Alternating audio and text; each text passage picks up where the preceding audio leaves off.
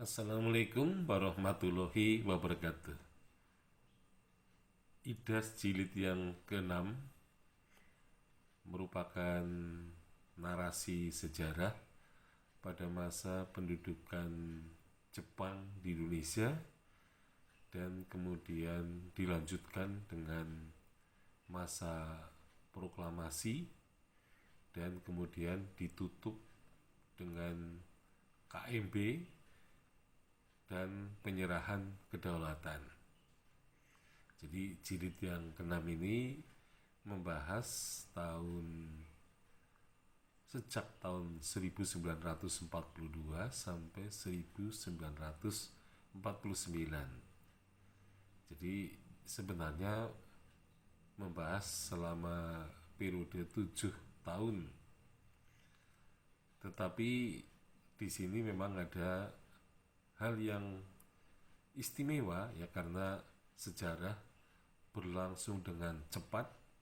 Pemerintah Hindia Belanda bubar ya, katakanlah dikalahkan oleh Jepang, kemudian Indonesia merdeka 3 tahun kemudian, dan kemudian terjadi peristiwa perang kemerdekaan, yaitu Belanda ingin menjajah kembali Indonesia.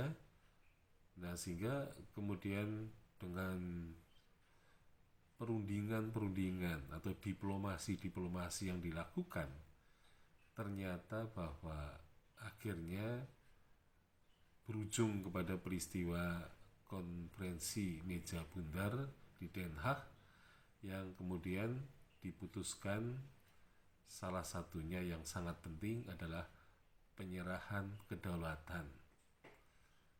Jadi penyerahan kedaulatan adalah kata-kata dari pihak Belanda. Sementara Soekarno sendiri lebih senang menyebut dengan pengakuan kedaulatan.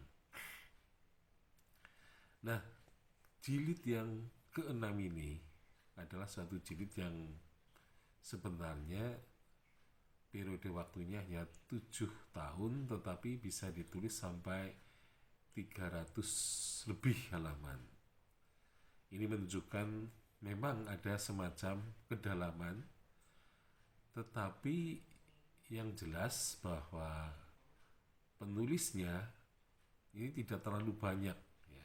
Jadi tidak groyokan seperti Idas jilid yang ke-5, ke-4, dan seterusnya ya. Jadi kalau lihat ke idas-idas yang lain, hampir penulisnya banyak gitu, melibatkan banyak penulis dengan bab-bab yang berbeda-beda yang dimaksudkan untuk saling sambung menyambung. Nah, Idas jilid yang ke-6 ini dieditori oleh Mestika Z dan Mukhlis Paini, sedangkan penulis anggotanya ada 5 orang, yaitu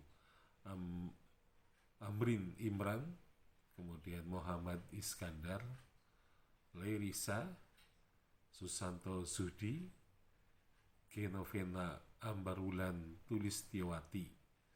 Jadi ada 5 penulis, ada 5 sejarawan di bawah editornya itu. Nah, Mukhlis Paini sendiri di sini tidak menulis satu bab pun. Ya, ini menunjukkan bahwa dia hanya berperan sebagai editor. Sedangkan Mestika Z menulis 7 bab ya. Kemudian Amrin Imran menulis 4 bab, Muhammad Iskandar 2, Susanto Sudi 2, kemudian Lerisa 1, dan Genovena Ambarulan Tulistiawati hanya 1 bab. Itu pun mereka bekerja sama dengan penulis yang lain.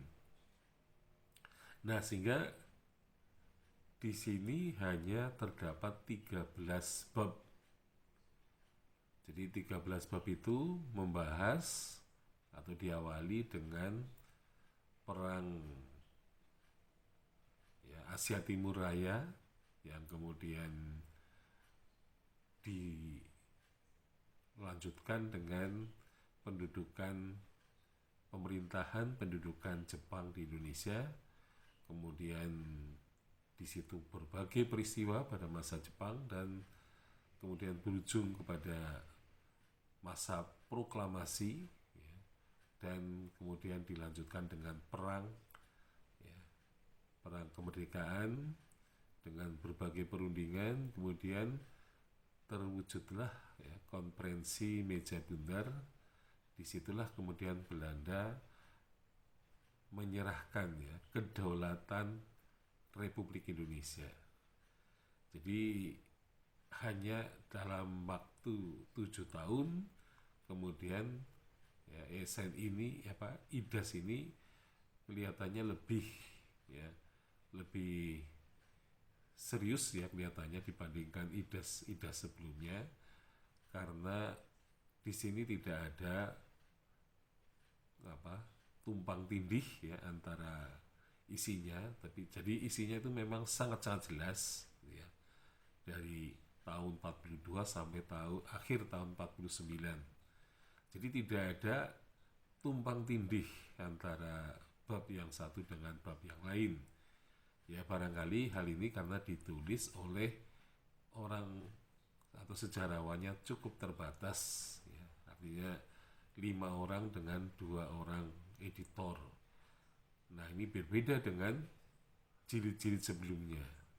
Nah inilah mungkin kelebihan dari jilid 6 adalah kekonsistenannya. Jadi lebih konsisten daripada jilid-jilid sebelumnya. Sekian, Assalamualaikum warahmatullahi wabarakatuh.